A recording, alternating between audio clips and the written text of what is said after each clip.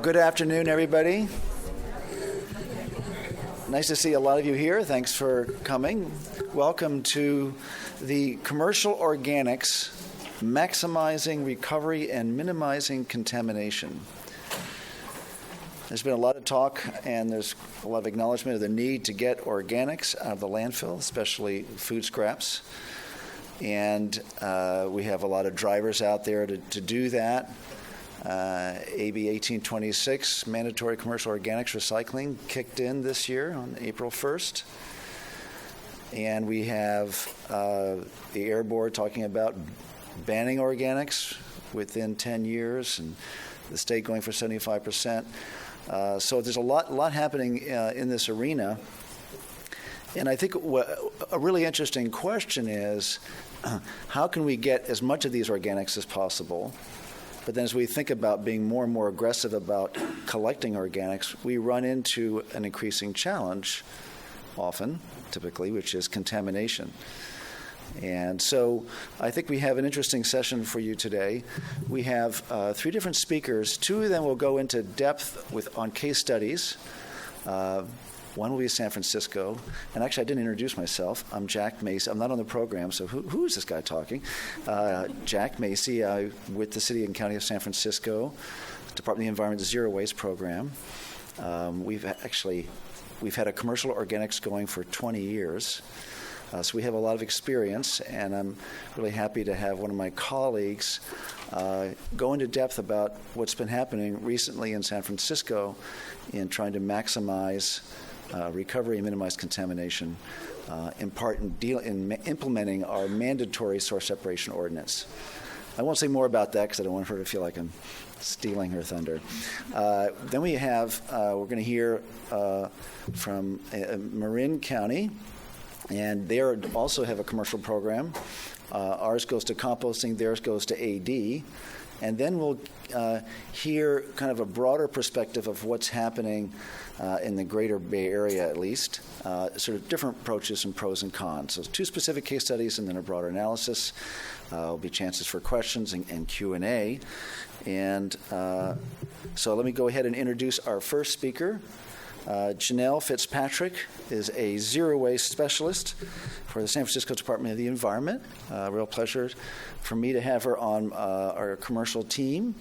And she's been with the department for 5 years, 2 years on the commercial team where she works out in the field directly with businesses and also helping to coordinate a whole team of outreach workers that she actually previously managed. So prior to her being in our commercial zero waste program, she was in our outreach program managing a group called Environment Now. This is like a job training program of people hired from the community, but they're a key tool of ours of having people out in the field. And so she's been doing great work for us, and before she was with the city, she was the co-founder of the celebrated Hayes Valley Farm, where she was the farm education director, promoting food and nature in underserved communities. So I hand it over to Janelle, to you. Thank you. Thanks.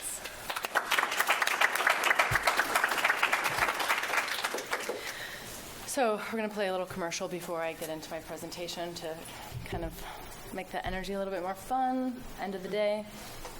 It's not enough to love the way food tastes. You gotta love a little more and make no waste. If you compost eggshells and chicken bones, you're gonna be real happy from your head to your toes. You can compost banana peels and your apple fritter. Throw in those coffee grounds with the paper filter. You're a big time foodie and so is your friend. Do your city a favor, use the compost bin. Beyond farm to table, there's table to bin. It's taken to the place where you know that it lives. Again, it's better for the city where you and I live in. Love the green bin.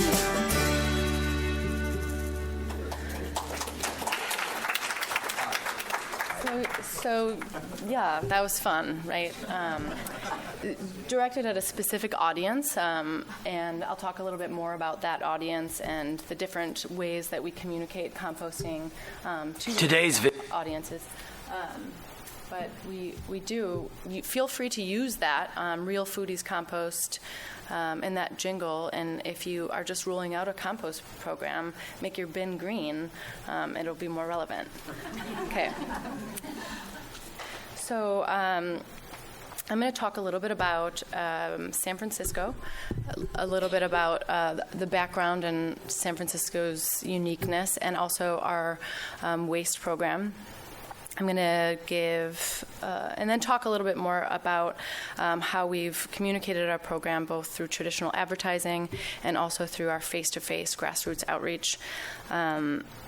And going into some enforcement tactics that we're developing, as well as a vision for our future. Oh, clicker, right.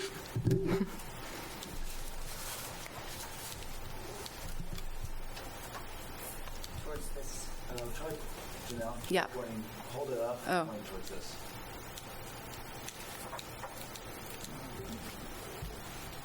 Yeah, let me get it. You can see if I can get to it. Is it this button?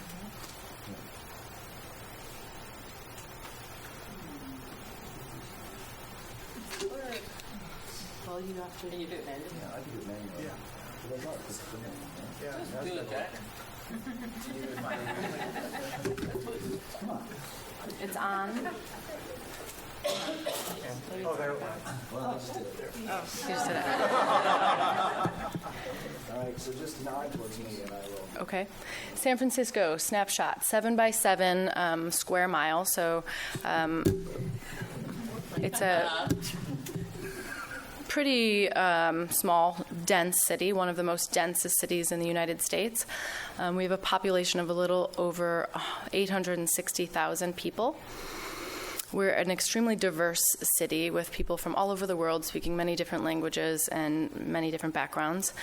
And historically, our city has been an environmentally aware city, politically as well, and progressive. So we also, it's what is unique to San Francisco and our waste is we only have one hauler. And that was a result of a 1932 vote by the San Francisco city that elected to only have a limited amount of permits given to collect and haul waste in the city. And those permit holders eventually collaborated and became what is today Recology. And so that gives us a unique opportunity, both in operations and saving time, going out to bid and that type of thing, but also it allows us to form a strong partnership with our one hauler, creating and piloting different programs. So we've done that with commercial organics, and we will continue to do that. That's not my next slide. Try again.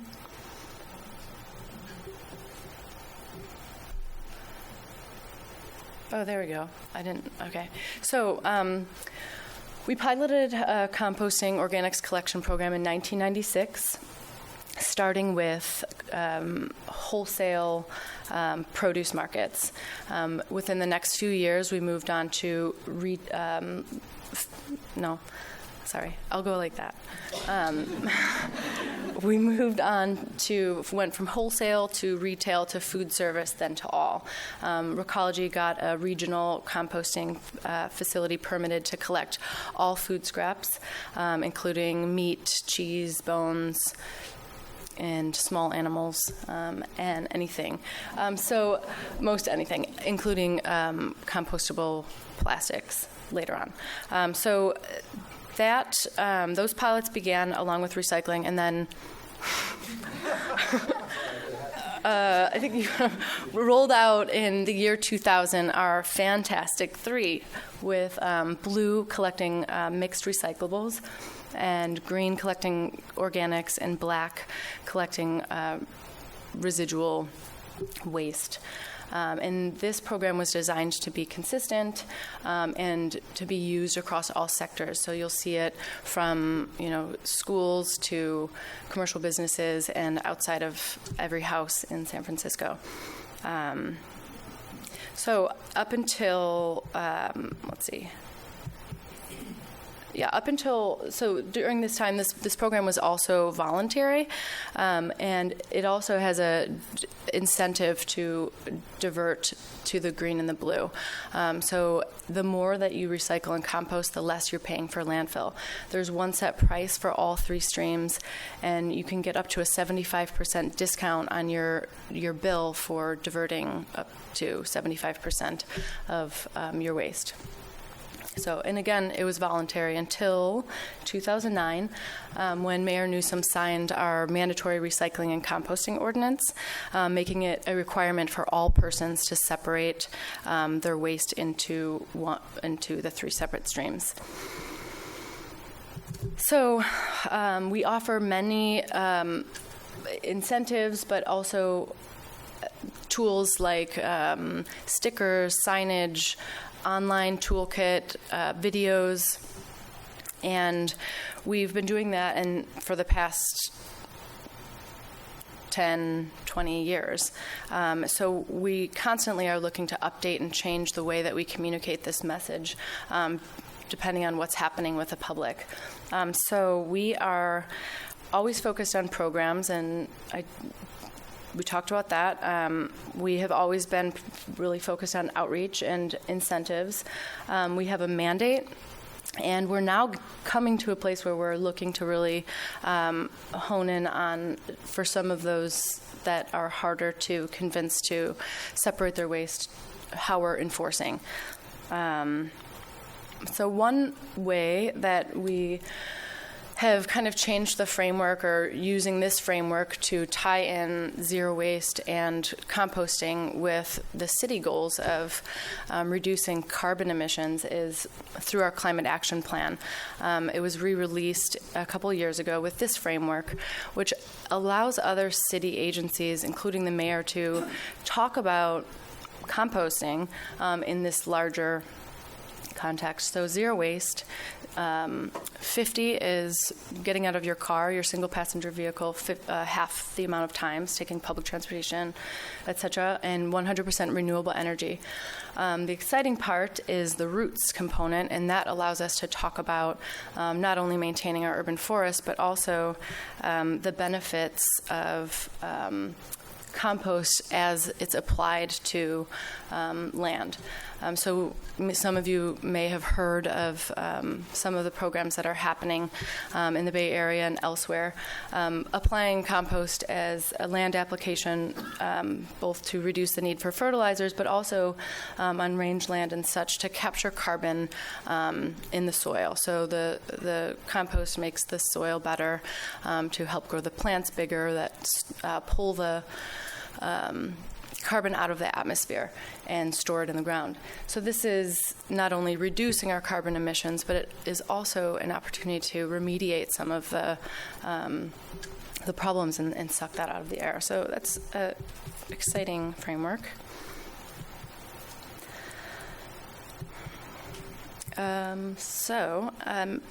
Reframing. So I wanted to share that framework, but also to continue to talk about the challenge of communicating this message to such a diverse audience. We're constantly kind of dancing between the carrot and the stick. We have all these wonderful incentives and reasons why you should do it.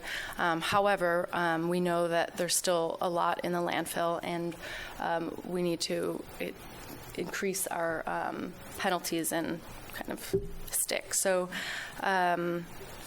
we'll talk a little bit about how we do that by focusing on these larger advertising campaigns. So we have been utilizing community-based social marketing, looking at how to identify barriers for certain populations and address those to get people to participate. This is a campaign that we did a couple of years ago, specifically in Chinatown. We used local cultural foods that were relevant to that community instead of traditional foods that you might see in advertising. And we also had a badge created that businesses could place in their window to show unity for their commitment to composting with their neighbors. Our door-to-door outreach team consisted of bilingual people going out and getting people on board. This was a highly successful campaign. You saw part of this more recent campaign that was directed towards millennials. So in the last 5 years, we've seen a lot of new residents in San Francisco, and this mainly focuses on residential. However, this particular campaign is important because these millennials are also working in San Francisco. We have a lot of high-rises and warehouses and startups and companies that are hiring these millennials and certain demographic, and they provide breakfast, lunch, and dinner. And we also have all these food delivery services, so people are eating at work more and more. So this campaign was specifically developed to kind of build a bridge from the foodie excitement about food and organics and the beauty of food, and how then that a part of that is also then when you don't finish it, or when you use the green bin or compost. So lots of social media, lots of banner ads on phones when people are walking around and looking for places, restaurants to eat. You'll see these beautiful images coming up, and also kind of influencing people through highly followed blog posts. So, popular food writers are now talking about, when I do this recipe and then I throw it in the compost. So these things, these subtle images are important when normalizing this behavior, and that's a big part of our new San Francisco. So now I want to talk about some of the face-to-face work that we've been developing over the past 5 years with, Jack mentioned, our Environment Now team, hiring folks from the city that have been in the city for longer than 5 years and are from various parts of the city, diverse in cultures as well. And it's a 2-year grassroots or a 2-year professional development training. So people have the opportunity to come in, learn professional skills in the framework of talking to people about zero waste. So they're really now our technical assistance team. We're working with them as well as our contractors and our hauler to develop systems and processes to better serve our account holders. So we've developed a couple tools, and those are helpful in the field, and we're collaborating with, again, those partners. The first one is our assessment form, which gives some consistency to identifying where the barriers are, how the whole system approach to how they're collecting waste in their business, whether it's the janitors taking out the waste, or the management or kitchen staff, just kind of getting the pertinent information and then transforming that over to a action plan. This action plan is kind of a bullet point way for the management to check off things that they need to do to participate more. We ask them to sign this form, and then we can refer to it later as turnover happens, both with us and with the account holder. This has also been really helpful when moving into enforcement. So we want to make sure that we've done everything that we can to provide the information and the suggestions and the assistance and the training to these businesses, so that when we finally say, okay, we've helped you, or we've done that, we now can penalize you to motivate you. So we can put a 50% processing charge on the landfill portion of their bill. We can also remove that diversion incentive. So if people have 75% volume of recycling and composting and are getting that discounted, but if they're using them incorrectly, then that will be charged as trash, and they'll no longer get that incentive. So it creates a motivation for some management companies to really want to make some changes. Another thing that we've been working on developing is just building our leverage with other city agencies. So the Department of Public Health has a requirement that everyone has refuse service, so adequate refuse service for health reasons. And we've recently gotten the permission of the Department of Public Health to cite or to consider adequate refuse service to be also include recycling and composting, which has streamlined our efforts in citing for that. Yes. So some businesses don't need compost and recycling. So once that comes to us, we've assessed and we've created a form for businesses that are maybe a watch repair shop with one employee. They're not creating that much material. So we allow them to share or take home. So they can share with their neighbors. We just want them to commit to participating in the program, and we do this through this compliance verification form. Okay. We also can get information by using our drivers. So we've been working with our hauler to help driver tags become more consistent. So when drivers go to pick up a bin and it's contaminated, they'll tag the bin. So we're working on and making that feedback and giving the also sending soft letters when businesses get tags, letting them know of our assistance, and then that can be used to generate the processing charges and that type of thing. We're also doing route-based audits. So picking one specific route, auditing all the containers, and then using that information to then go back and provide specific detailed information for businesses about what they're doing wrong and how they can improve. We also layer that in with some positive outreach as well. So if we find that there's businesses that are doing a great job, we want to recognize that.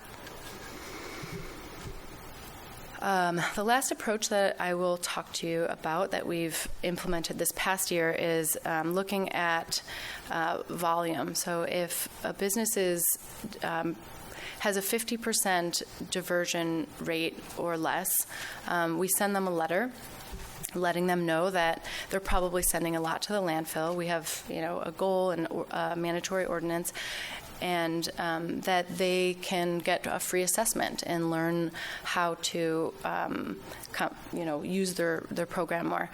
We offer free trainings, and this approach has been really successful. So sending out the warning letters alone, we've gotten about an 85% response rate of people that want to, have these free trainings and assessments. So those that don't respond will queue up for an audit and move through the processing charges and that type of thing, if it warrants. So here we are. We have a 99.5% of our businesses have access to recycling and composting, organics. The blue line is those that might not have service but are participating and compliant. So it's pretty good. The blue line is the number of who actually have composting service, and then the increase to red is those who... Oh, thank you. Yeah. Reverse. Thank you for creating this slide, Jack.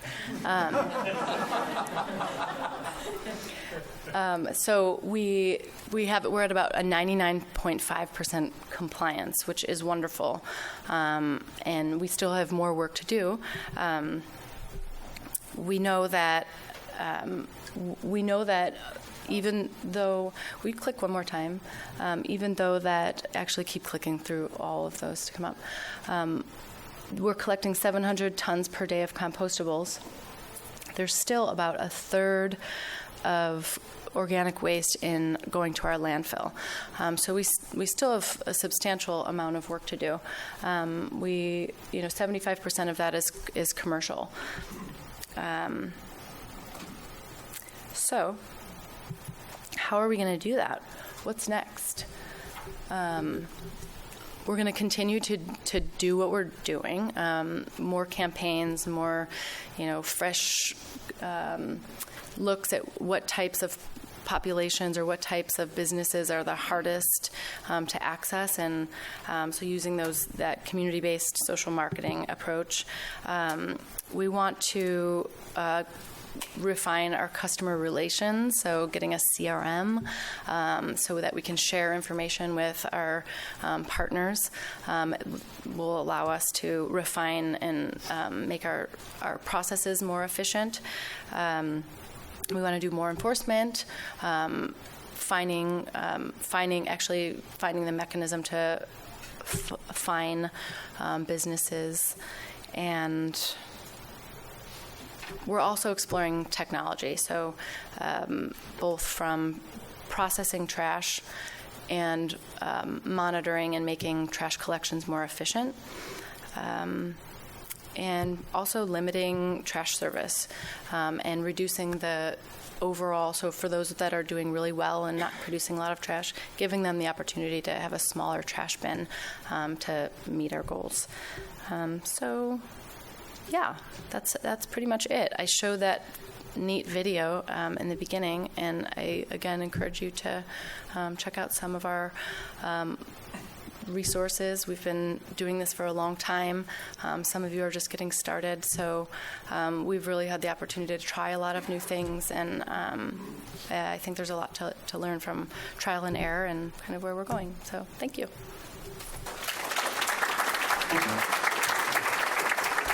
20 minutes, exactly. Actually, I think you want to leave that up here, right? Nobody else is using it. Oh, nobody else is using it? Yeah. Okay.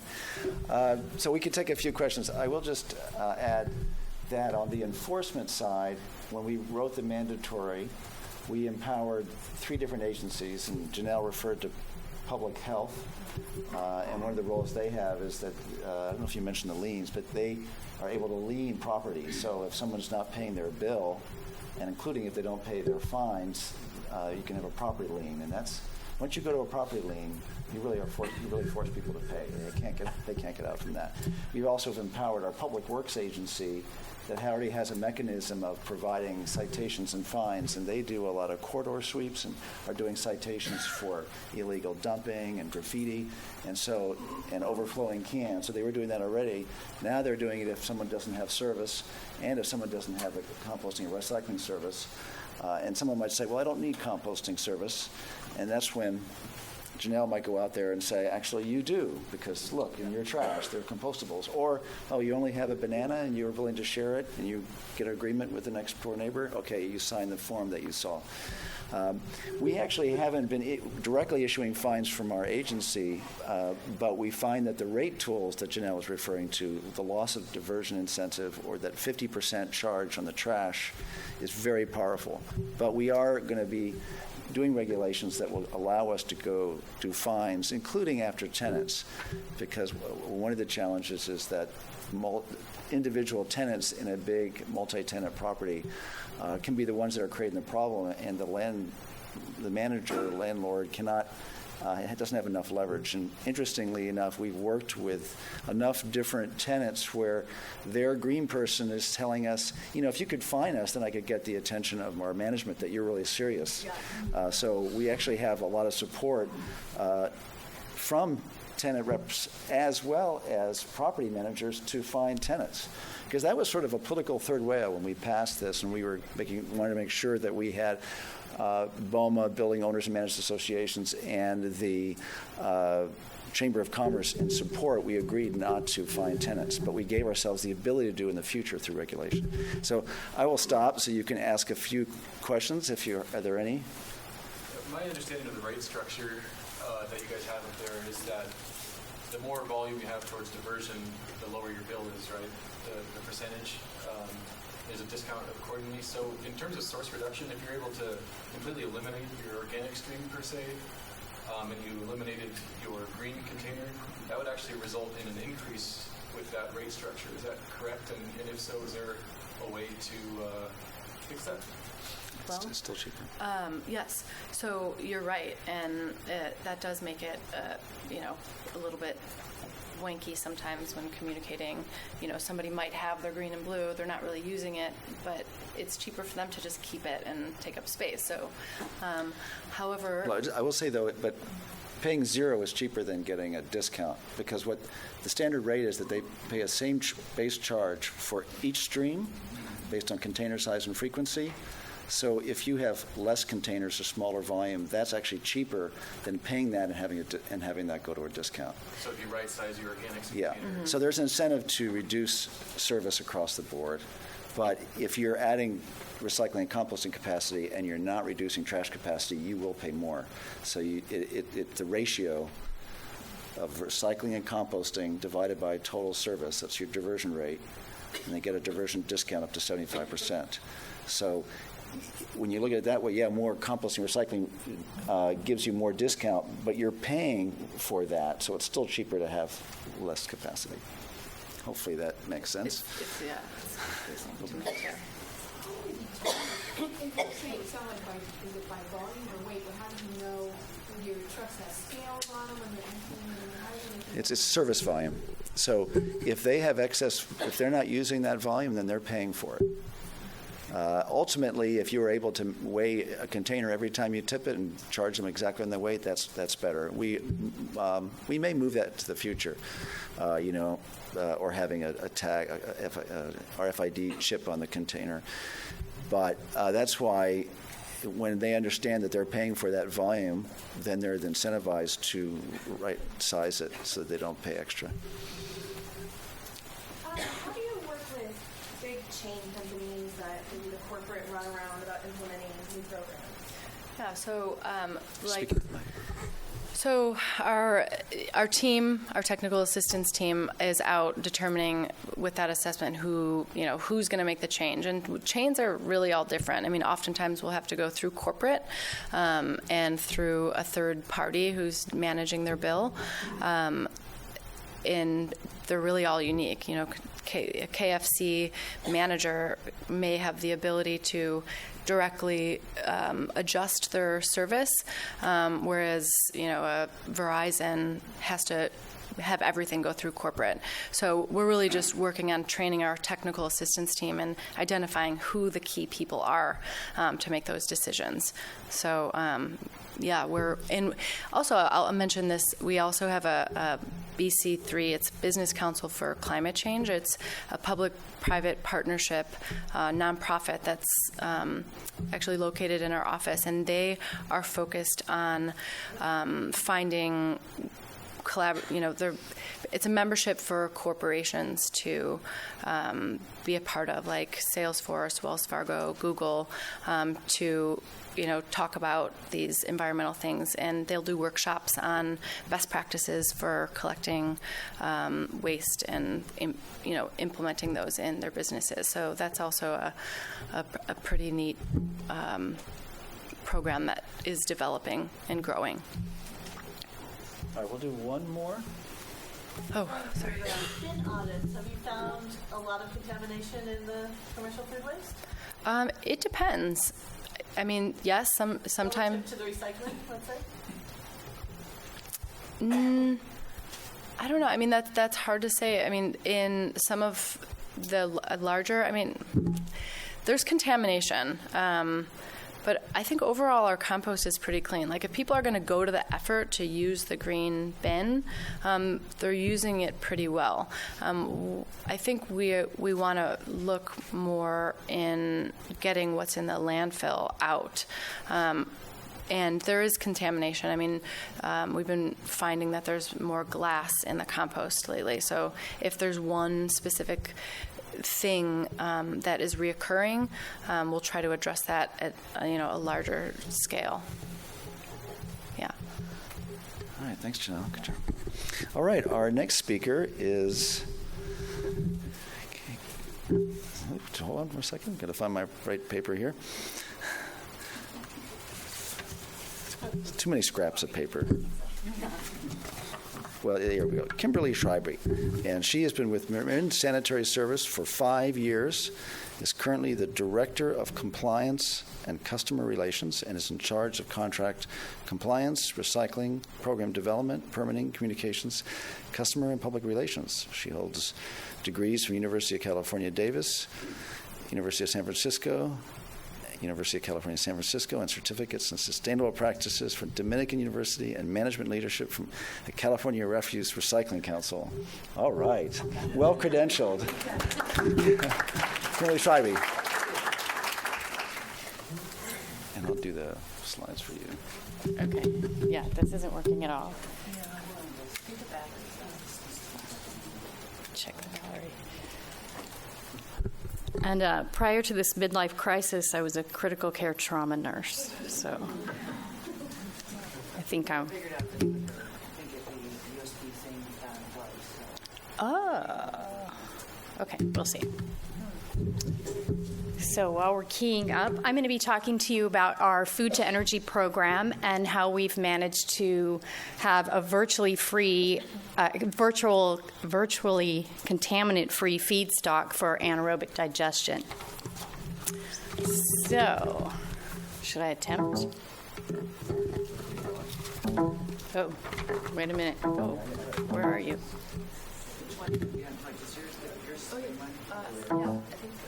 No, the one on the left is mine. I love technology. It's Jack. Okay. I'm going to keep us going even though we're not. Okay, let me see. Oh, there we are. Yay. Okay. So this program is actually a public-private partnership between two agencies. One is a private hauler, Marin Sanitary Service, that's who I work for, and the other is a public agency. It's Central Marin Sanitation Agency. They are the wastewater treatment agency for all of Central Marin. We are the exclusive franchised hauler for Central Marin County. So because we have a similar customer base, that's how we started into talks about this partnership. And I must say it's been amazing. We've worked together every step of the way to plan this program, and we're constantly tweaking it and trying to make it better. So we have about 30,000 residential customers and about 3,000 commercial multifamily customers. And this program focuses on the commercial businesses. So why food? We all know it's important. We don't want food in the landfill. It's not a good thing. In 2008, before we started down this path, we commissioned a waste characterization study, and we found at that time about 30% of the material that we were delivering to the landfill, our local landfill, was food waste. So we officially launched our food to energy program in 2014. We commissioned another study in 2014 to see had anything changed between 2008 and 2014. And guess what? There's even more food in the landfill than 2008, which was a little depressing, a little shocking, but there's a variety of reasons. So this is, in a nutshell, what our program is. We contact commercial businesses. They source separate their food into our containers. We pick them up at the curbside. Then we bring them to our facility where we pre-process and grind the material, send it a 16th of a mile down the road to the wastewater treatment facility where it goes into anaerobic digesters and is magically turned into energy. And then the residuals, half the year are Class B soil amendment and half the year are ATC. No. Okay.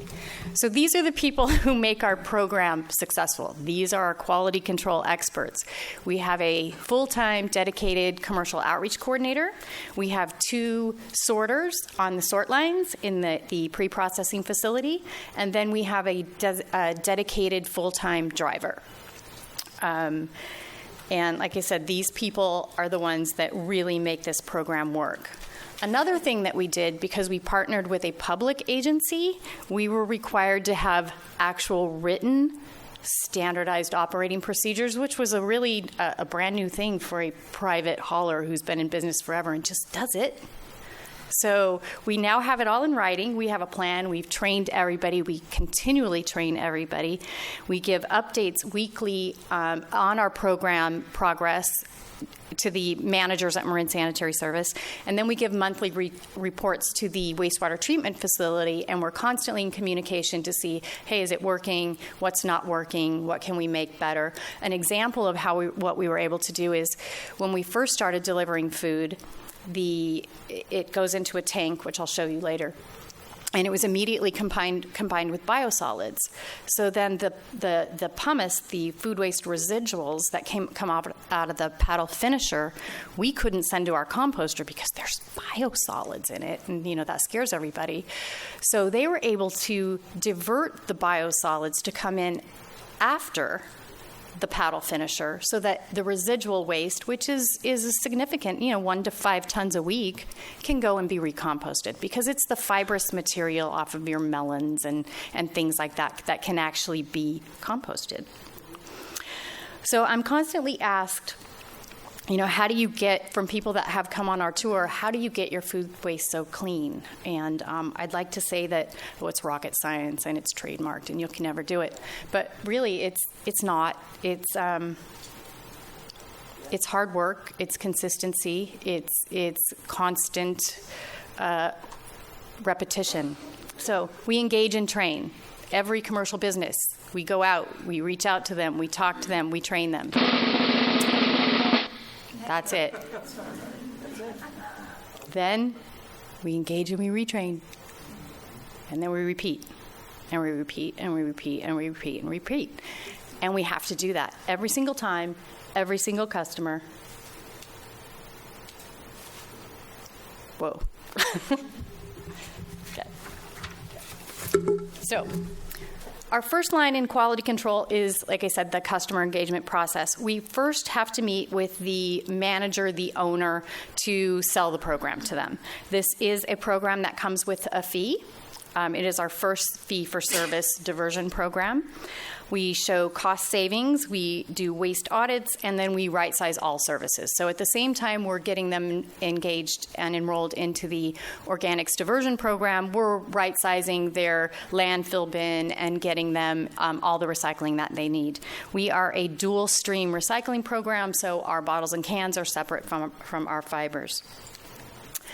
Then we engage all of the staff. These are the people that really make the program work, and we give them tools for success. They have, labels, signs, indoor and outdoor containers, so we give them Slim Jims inside. If Slim Jims don't fit, we give them kitchen pails, whatever will fit to help them get it out to our carts.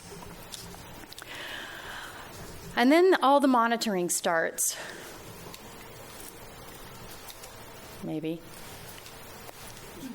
Next. And we start inspecting for contaminants, and we offer additional training and support if it's needed, and we recognize their efforts and give them a lot of praise along the way. And these are some examples of some support materials. We have a cute little training video, we have a training guide, and we have signs and stickers and a decal that they can display in their windows. And then we advertise annually in local newspapers saying, hey, these guys are doing a good job, support them, go to their businesses. Then our second line in quality control comes in, and that's where the drivers come in, where we're collecting and inspecting all of the materials. And so this happens continually. We have rear loader collection vehicles, which we made a conscious decision to do this because the driver then can actually see the material that's going into the truck and stop the contamination before it gets to the processing facility. Every single cart, the lid's tipped. If there's something seen, it's removed. Then it's tipped into the back of the hopper in the truck. If more is seen, that's removed. And then it's taken and tipped onto a floor at the transfer station. And again, if anything's seen, it's removed. And this is the result, right? I'm not lying. This is not a staged photo. This is what it looks like. I kept this picture because I do want you to see that, yes, there are plastic bags on occasion that show up in our material. Primarily, the contaminants are plastic bags, plastic gloves, and clamshells. We have not seen glass, and I hope that we never do. But we've been collecting glass curbside, source separated, since 1950-something, before glass was like a big deal. This is our contamination feedback loop, which, again, I can't say this enough. It happens every single time. Every single tip, every single customer. It's not like, well, we trained them once, let's just move on. It's every single time. So the driver inspects the carts, and then they inform the customer. And the way the driver informs the customer is by leaving a cart hanger on the cart that says, hey, I found this, this, this, or this in your cart. Remove it, call us back, we'll come get it. If not, we charge them the full garbage rate. So then the driver informs outreach every day and says, hey, I found, these customers, can you please call this supermarket because they're still putting this X material in the cart and we need them to get it out. Outreach then calls the customer, then outreach calls the driver and lets them know what went on, and then the process starts all over again. So here's some communication tools that the drivers use. New drivers primarily are using the audit tool to see what they found in the containers, because this is just a training tool for the drivers to get them used to what they have to do every single time, because it's very different than what they're used to. And then we have cart hangers that they'll mark what the problem was and leave on the cart. Okay. So here's where the sorting takes place on the tip floor. This is what it looks like when it comes out of the back of the truck. But as we start moving things around, we do find some clamshells, some gloves, some plastic bags. And we do our best to remove that before it goes up onto our final line in quality control, which is the actual sort line itself. And we have 2 people on the sort line. We vary the speed all the time because at first we were running it too slowly and the food was building up, so you can't see anything and you miss things. And then we were running it too rapidly and things are getting by, and so you end up with a lot of ground things, and that did not make our partner very happy. But this is an example, a typical example. This was a 5-ton load, and that's a 5-gallon bucket, and that's the contamination that was removed from it. So I'm proud to say this is, pretty contaminant-free. And here's all our nice, clean equipment. I like to show this because it pretty much, they make it look like this almost every day at the end of the day, which I don't get it. I can't do that with my kitchen. So this is what it looks like when we deliver it to the wastewater treatment facility. We grind it to 1 inch minus. It's kind of like chunky applesauce. And we take it down the road. There's more of our equipment. We take it down the road in this container here. We actually had several, this is probably the 3rd container that we had. Well, actually, it's the 1st container, but we've had it modified 3 times because we were trying to find something that was absolutely leak-proof and prevented spilling when it was tipped. Because while it was leak-proof getting to the facility, when we tipped it on our, was anybody at our launch in February of 2014? Well, people were standing pretty far back, like farther than that back wall, and it sprayed. Not a good thing. So, live and learn. And we did.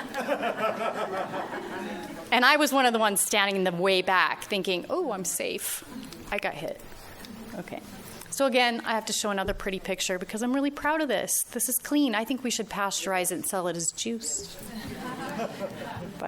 So we combine our resources at Central Marin with the fats, oils, and grease. And I must say, people are always complaining, oh, food waste, it smells so bad. Are you kidding me? Have you smelled fats, oils, and grease? That smells. Our stuff's good. Excuse me.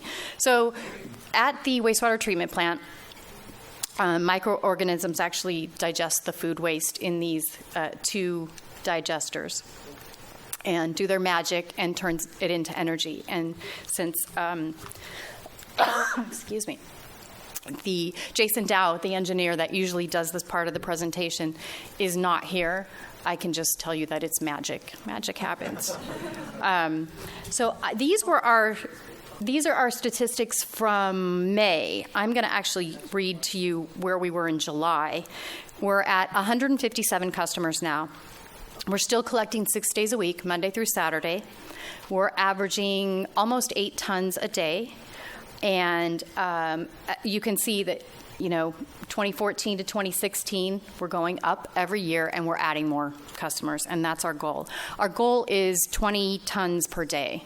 So we've still got a ways to go, but the result is, so this is a very busy slide that I'm going to attempt to do justice to. So this left side is gas in cubic feet per day. The right is the engine run time. This top line is the limit from the air board on emissions. This green bar is actually the energy needed to run the facility.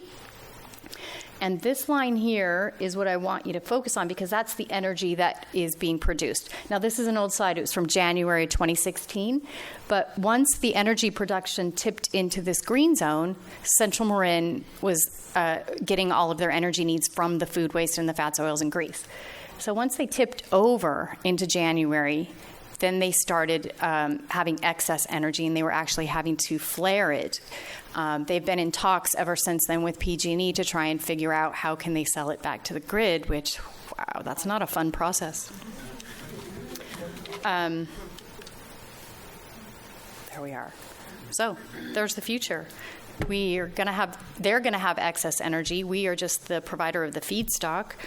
They're looking at sending it back to the grid. They're also looking at maybe they can fuel their trucks with natural gas if possible, or any other local uses. So that's it. There we are.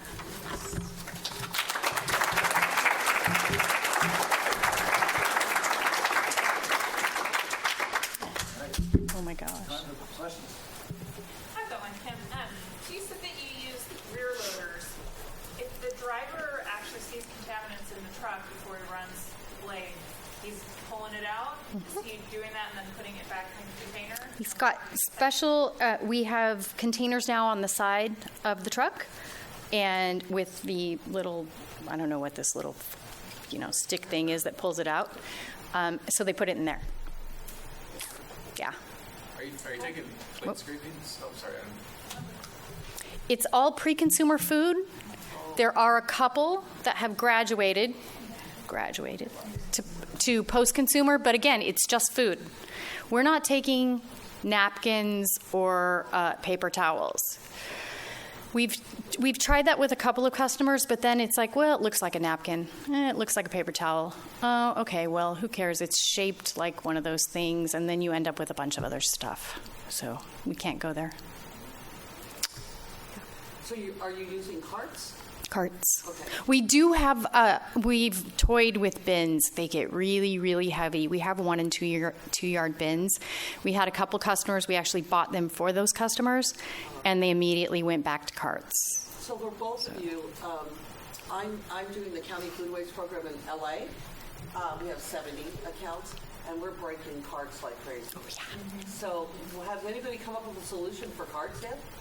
Which part of the break? Yeah. Oh, they're heavy, and then everything breaks. They're not made for. Right, or you drop them in the hopper, or they lose grip and they. Yeah, I mean, because it's it's a side loader, so. Yeah. I mean, we just replaced 38 carts. Rear loaders. Yeah. Yeah. That they do a cart. Yeah. It's What size carts? 65, you can't go any higher than Yeah, ours are 64s. We have some that are in 32s, but ours are primarily 64s. And I must say, so far, our carts have been okay.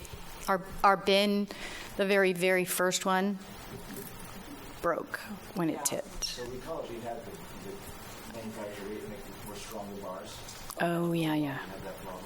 We learned you can't go with the 96, of course. Of course you don't. It's food. And so, yeah. But otherwise, if you get them made well, they will work. Yeah, I think most of these are residential carts, and they're just not. Right.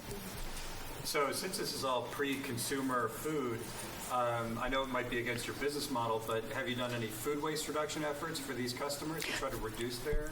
So that's part of our program. We partner with another nonprofit called extrafood.org. I don't know if anybody's heard Marv's talk today, but part of our pitch is, hey, if you've got edible food, give it to this person.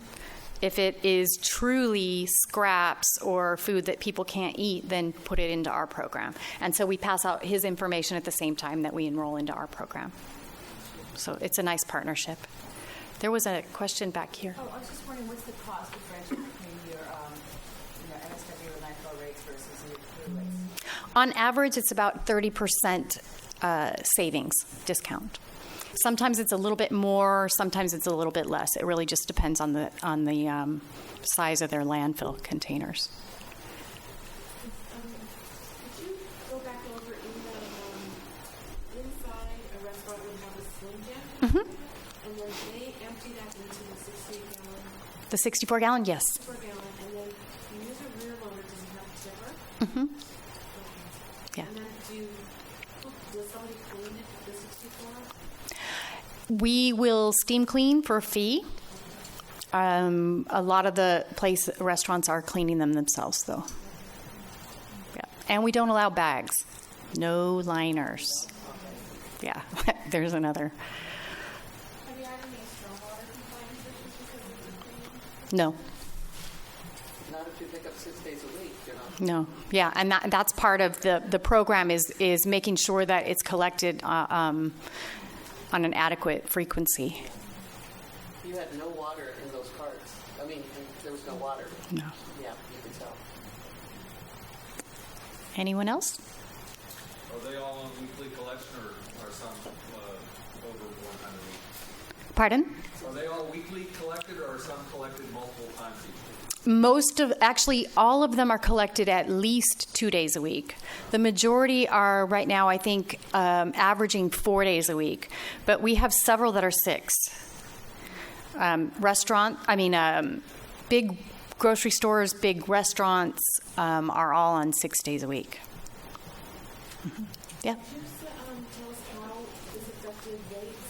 I understand that there's rates for food waste, but did your overall rates go up, and how much and how much they cost? They did. It was a 0.22% rate increase to add this program.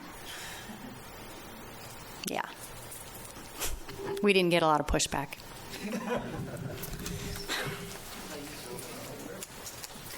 Thank you for that.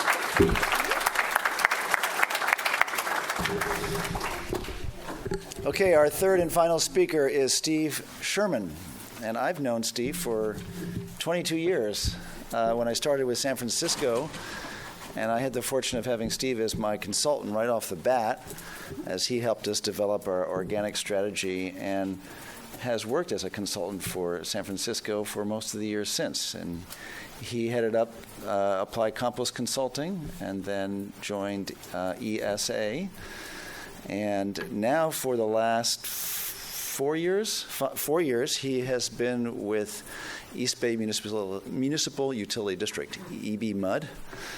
And so Steve is going to help kind of give us a little bit of a broader picture and comparison of what's happening in the Bay Area. Take it away, Steve.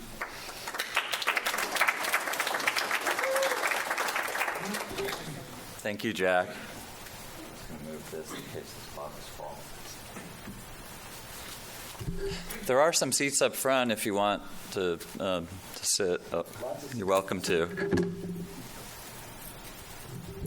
So there's several familiar faces. There's many who I have not yet had the pleasure of meeting, and I'm curious just how many people have been to more than 10 of these CRRA events. I'm looking at Tom. So, okay, wow, look at this. And how about fewer than 3? Wow. Yeah, okay. So there's a lot. So one of the things as I was preparing this presentation is that I've been starting to think a lot more about what the primary drivers are and motivations are for different enterprises, whether public or private, about what they're really trying to do. And I'm going to talk about building bridges because we do have, we talk about being in the recycling industry or the recycling field, but that is this roll-up of these other things that are actually going on. And that's what I want to talk about to start off. So whether public or private, the question I have is, what's the primary source of income or revenue for the organization that you work for? And so I'm going to name a few of these and just think about all the ones that you're saying no to, because those are where some of the bridges end up being built to. So the sale of soil products. Anyone in this room where their organization's primary revenue or income is from the sale of soil products? We're here talking about composting, right? None. Okay. How about recyclable commodities? Okay. How about sale of energy? As anaerobic digestion, we're making energy and sometimes selling it. None. Okay, so recycling. So collection and trucking. Some, yeah, because if you're a hauler, that's primarily a fairly large garbage company. A lot of the revenue, a lot of the income's coming from the trucking, moving. They're essentially UPS or FedEx for wasted materials. And then local governments getting money from franchise fees or taxes. Many, okay. And wastewater services. Okay, great. Okay, so was this working? Let's see. Okay, great. So I want to talk about what's contamination first, definitions, and what are typical contaminants, and some examples of contaminants, and some of the head-scratching things that I've encountered in terms of I don't know what to do about these topics, and these are ones that if you're just getting into planning your programs to think about, and to talk also about some of our experience at EBMUD with contaminants, and then just crystal ball, and with crystal ball of the types of things I think we'll see going forward. So first of all, what is contamination? Here's this definition here. Can everybody see this, or should I read this? You can all see it. Let me go. So, people's perception about contamination. It's either biological, which is nasty, or it's going to pollute, or it's going to poison me, and it's really nasty stuff. So, and yet we're talking about contamination, about these very specific things, usually glass, metal, plastic, and a few other things. And so one's the popular definition, the other specific to our industry. So right off the bat, we have to be careful about what words we're picking when we're talking outside of this room, whether you're talking to your city council about a program, or whether you're talking to the people that you're actually going to be directly affecting.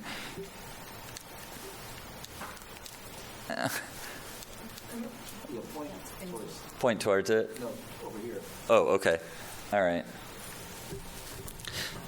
Yeah, so contamination, it's way too technical and overly scary to talk to food service establishments about, just keep the contaminants out. So find suitable words. So these are the common examples. Glass is particularly nasty for anaerobic digestion facilities. Composters don't like it either. Any types of metal, all types of plastic, nitrile gloves we're seeing more and more in the food service industry, ceramics, and grease and cooking oil. So that's all easy, right? Really easy. Just tell people, these are what your drivers are doing. This is what your program does. Yeah, don't put that stuff in there, this list. And yet you're saying, oh, no, this is a daily thing we have to go talk to people about because that part's easy. But then some of the things that come around, which, how many people are recycling coordinators or work in a recycling office and are going to be great? Of very many of you. So you're going to be the people who are going to be either influencing or making the decisions on what materials are going to be accepted for collection. So let me give you a couple pop quiz items here. So which bins in your community do these go in right now? So the first one, the one on the left, so that's milk. So where's that one go? So how many, it goes in the trash? A handful. How many in the recycling? A lot. How many in the organics or compost bin? Pretty fair amount. Okay, so that container on the left is a plastic-topped, plastic-lined paper container. Okay, so you're sticking with your answers of where it goes now? Okay, you think the composter wants that plastic-lined container? You think the anaerobic digestion facility wants to deal with paper that's not going to digest? You know, these are some of the bridges to be thinking about. You know, are we as recycling coordinators then doing the things that we're, you know, accusatorily talking about, or derogatorily talking about the garbage industry doing, which is pushing stuff out and pushing responsibility further downstream to the processors, you know, or the consumers in this case. So the one on the right, so what about that one? So that one doesn't have that little plastic thingy on it. So where's that one go? Trash? Recycling? Well, wait, hold up the hands again. Recycling? Okay. And organics? Okay. So this one is a sugarcane top with a sugarcane outside and wood fiber inside. There's no plastic in it. Is it recyclable? No. So which bin does it go in again? How many said recyclable? Great. Okay, this is some of the confusion, or not confusion, this is what we're dealing with. And then how would you possibly tell people this sort of stuff about what to do? And I don't have an answer that's really good on this one, but this is some of what is going on. Here's some more. Then we get into, if it's not a food-only program, then you've got this wonderful cup that is compostable. It's got the little green thing on it. Trash? Recycling? Organics? Okay, so I saw a lot go in the trash and a lot go in the organics. Again, I don't have an answer for where this goes. I'm not telling you where this stuff goes. I'm just saying I can tell you that this stuff is challenging to figure out what to do in your particular community. How about this on the right? The paper cup with the plastic liner. The plastic lid is like, while it's removable, it is like practically steel trap glued shut onto the cup because no one's going to take it off. Plus, it's got the sleeve, and it might even have a plastic straw in it. So what do you do with this? What do you want to tell people about what to do with all those cups? And you bring it back to Starbucks, and they don't weigh anything, so you end up with like these popcorn bag weight full of these plastic cups, or not plastic, but these types of cups, and it's like, but we want everybody to participate. Why are you leaving us out? You know, all that, and it's like, well, there's equity issues around service around that you'll have to deal with. There's just real questions about, you know, do we just wait and you just delay as far as you can before you get to these people? But eventually you'll have to. So these are some things that are going to be challenged because you're in the position of opening up the floodgates to your processors, and the processors are saying yes, often not because they want to, but because they're afraid that if they don't say yes to all sorts of stuff coming in, that they may lose the contract. And so oftentimes the answer is yes, and they're going no. And then what's happening might be, just move it over there. Or, you know, just make it go away. We'll do something. And that. So those are some of the things that we're encountering, and I think we're going to encounter more types of that material over time. So San Francisco, you know, we are blessed with having so many different examples in San Francisco of innovative leadership. commercial source-separated programs began 20 years in San Francisco and around the same time in Berkeley. There's a very high concentration of well-established programs with a wide range of different approaches, and so I'm going to run through a number of these. We've already heard from San Francisco, and I'll just say that is by far and away the largest in source-separated program, and over 100,000 tons a year of commercial source-separated organics diverted. It has the most extensive and sustained investment in behavior change and outreach that I know of. I've had the great fortune of working with Larry Cass, both at Applied Compost Consulting and at ESA, who's worked for years, been in thousands of businesses in San Francisco, and has led a Spanish-speaking team in multiple languages that are used there. And the contamination rate that I recall and was around 5% prior to the mandate, or even after the mandate. Okay, let's see. That one. Marin, we've already heard from too. So you may think, well, how are we going to do San Francisco? Oh, that's too expensive. Well, maybe we could do Marin. Well, they're just boutique. But I think these are really, really phenomenal examples of what's possible, and we need these types of examples. Even if you end up doing something that's very different from either one of these programs, they're very good models to look at. So this one, Marin, 2,000 tons in just a few years. Okay, they're just doing pre-consumer, but 2,000 tons, that's real. That's good. And it was practically no additional cost. And yeah, I mean, that's phenomenal.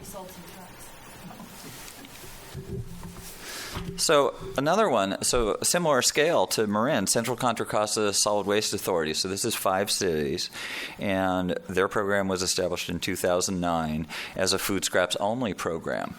And that material goes to EBMUD for anaerobic digestion.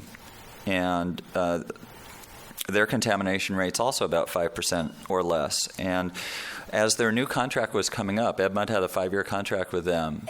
And as a new contract was coming up, I had then come to EBMUD, and I was concerned about that, they really want to move, they really want more diversion, more tonnage.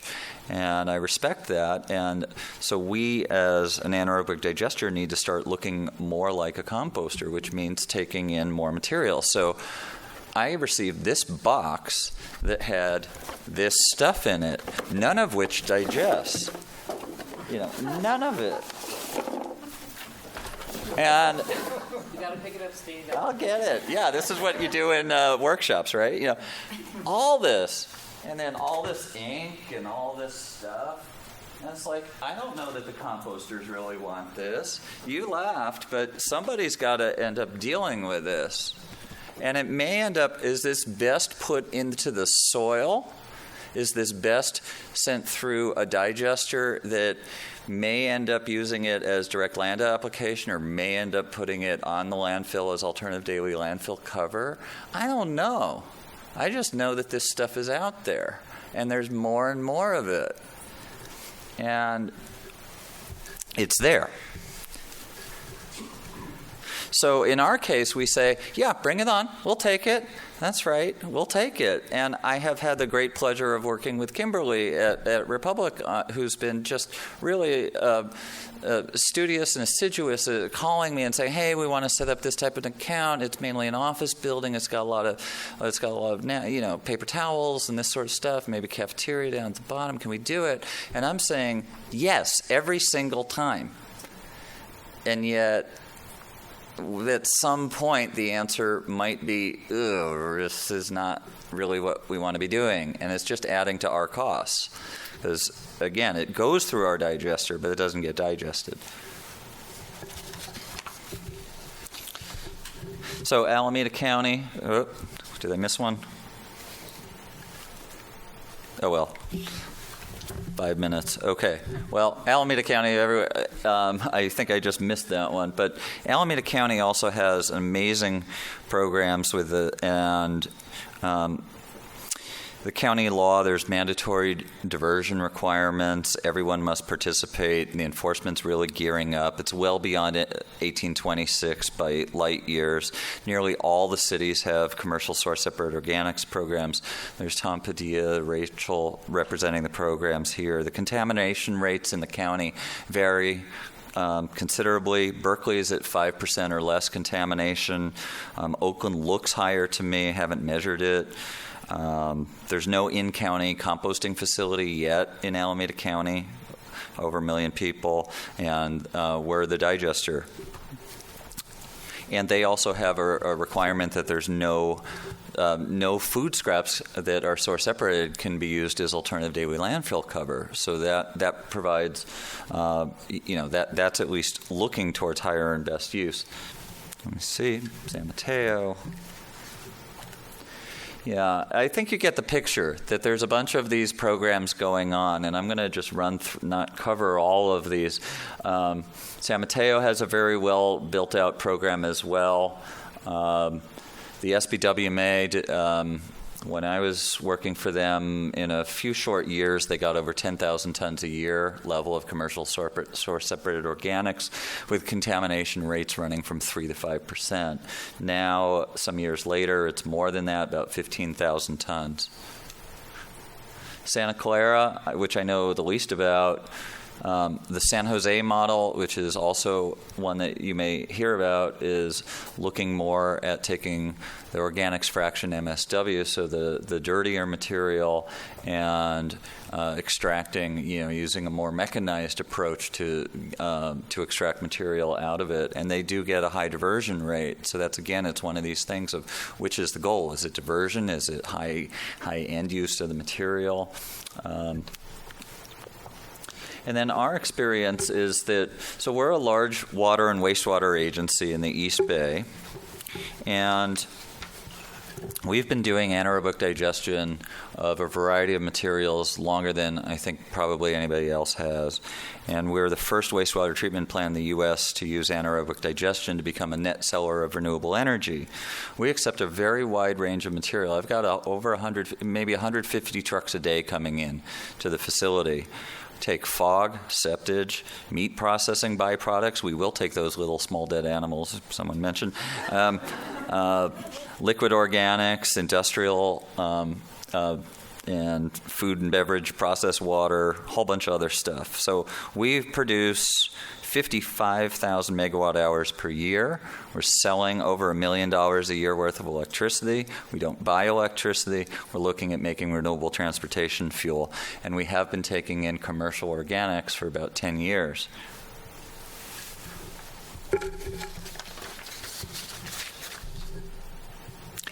So with the types of material that we've seen at our anaerobic digestion site, and we're in Oakland, is that post-industrial, pre-consumer material works really well, whether it's the proteins from animal byproducts like chicken blood from Foster Farms, or liquid organics from cheese making or wineries, or various types of industrial processed water. That, we really like. The and that comes in liquid form largely, but not always. The post-commercial pre-consumer material has been generally positive. We love fog, we love pre-processed food scraps, and pre-processed commercial source separate organics with effective training. And if it's mainly food service establishments and there's not a lot of post-consumer there, we're good with it. What we're looking at further downstream, and what we've struggled with, quite honestly, is as-delivered commercial source-separated organics, where we then need to invest in the pre-processing operation to clean that material up on our property. That's been challenging. We're not, the people that I work with are in the wastewater industry, and so they are not material specialists, and this stuff is not easy for us to figure out.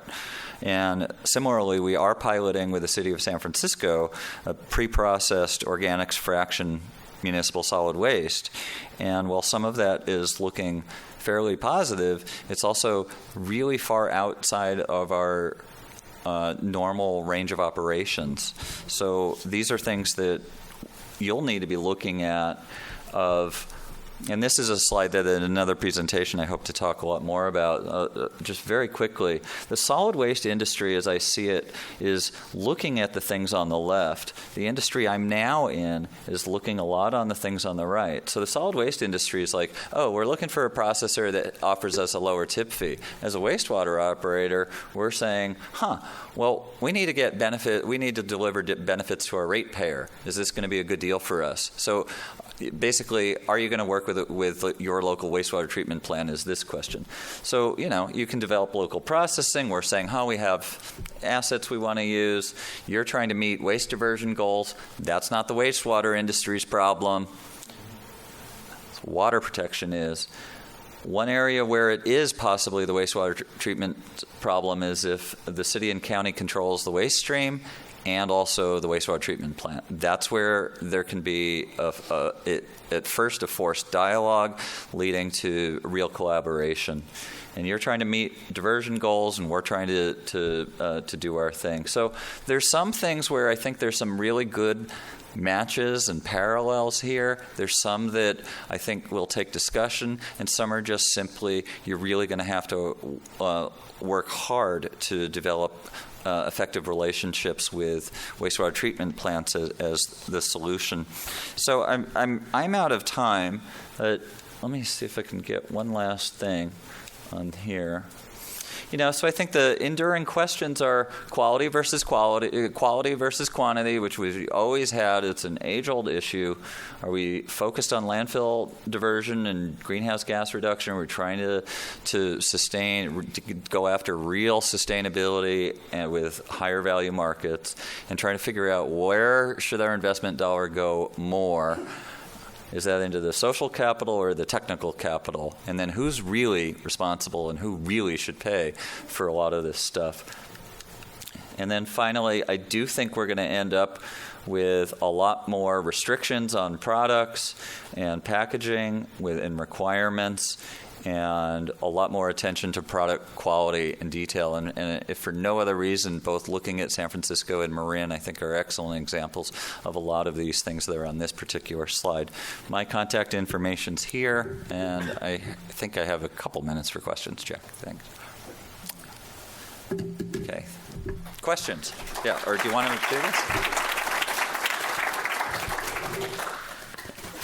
And if anyone wants any of this packaging, I'd be happy to part with it. Questions? Comments? Yes? You mentioned you're taking the organic fraction of MSW. Yes. Processed.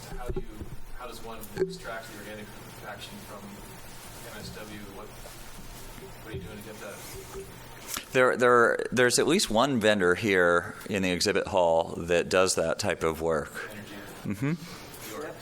Yeah, and you could talk to them about it. Big squeezers, giant garlic presses, things like that. That's what we're doing in San Francisco.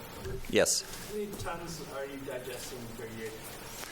Well, we measure in gallons, so those 150 trucks are carrying typically 5,000 or 6,000 gallons. So 150 trucks a day. 6,000 gallons, whatever that is, times, roughly 350 is how many gallons, and then trying to come up with some weight comparison. I will tell you that one thing I've learned is that a heck of a lot of food out there in the world is liquid.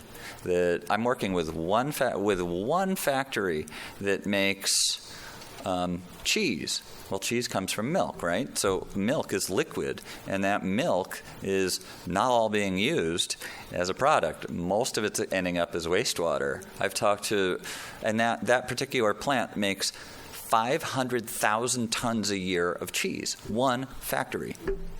And so, that although a lot of their wastewater is being spread out on fields, it's not necessarily all hunky-dory that's happening that way.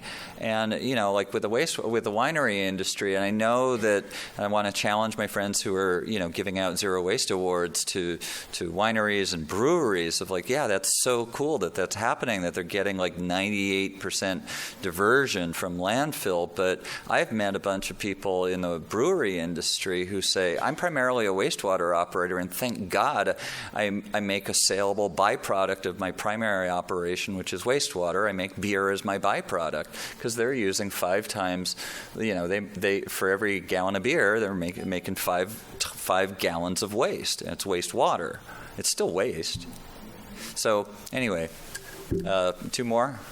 So, what do you think about the businesses that source separate and then grind it up and put it into the sanitary sewer? We do not want material coming down our sewer system that it causes arteriosclerosis of the pipes, hardening of the arteries, the fat buildup in the pipes. It also means the material is going to the front of our system where we're having the parasitic energy usage there. We want that material to bypass our first couple stages of processing to go straight into our digester so that we can get the maximum energy recovery.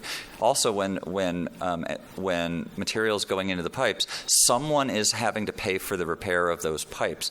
So the sellers of the systems and the promoters of the systems that want it to go down the drain are not the ones paying for the pipe repair. If they were, then I think that the discussion would be a more understandable one, let's say. Do we use separate digesters? We have 11 digesters with 2 million gallon capacity. We have about 4 that we could dedicate to our system. Yeah. I just had a question about the digestate afterwards and how much of it goes to land application versus compost facilities, and if those numbers you're planning to switch those over time to have more of them. So the question's about what happens to our byproduct. So, let's say it's food waste, not this other stuff, the material that's all this liquid. Let's say it's actually food waste coming in from, say, Contra Costa. So that material, a ton of food waste that comes in, the vast majority of it's going to end up as energy. We're not a dry digestion system. In Monterey, they're still retaining about 90% of their weight. Most of our solids are being what's called destroyed. Most of it's being converted to energy. What's left of that ton that came in is about 15%, maybe by weight, of the material that needs to go somewhere off our property. So that's called digestate, and it goes about 50-50. The numbers change year by year, ranges from 40 to 60%, typically, to direct land application on non-food crops, because we're mixing with wastewater biosolids at our facility right now, and about half goes to alternative daily landfill cover.